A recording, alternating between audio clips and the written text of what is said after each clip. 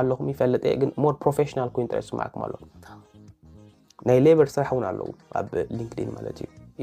ሶ ኣብ ሊንክድኢን ኣትኹም ናይ ስራሕ እንታይ ኣሎ ክረክቦ ድኽኢልኩም ክትሓትትሉ ኢኹም ግላስዶር እዚ ከዓ ናይ ኩባንያታት ገምጋምን ደሞዝን ሓበሬታ ይህብ ግላስዶር ልኩም ተኣትኹም ኣብኡ ዝኾነ ዓይነት ስራሕ እንታይ ዓይነት ደሞዝ ኣለዎ ምስኡ hourly ወይ ድማ monthly ወይ ድማ annual ቀጽሉ ዝሰርዖ simply hired ብል እዚ ከዓ simply hired ማለት ካልእ ሰፊሕ ናይ መርበብ ሓበሬታ ናይ ስራሕ እዩ ብድሕሪኡ ኣነ ቀዳማይ ኢለ እኳ ምስራሕ እኮ እንተኾነ መበል ሳልሳይ ኢለ ዘርዝርያ ዘለኹ ብዚ እሱ ከዓ መራኸቢ ብዙሃን ማለት ኔትወርኪንግ ፕሮፌሽናል መራኸቢታት ምፍጣር ናይ ስራሕ ትፈልጦም ሰባትን ኣብ ስራሕ ትፈልጦም ሰባት መምሃራን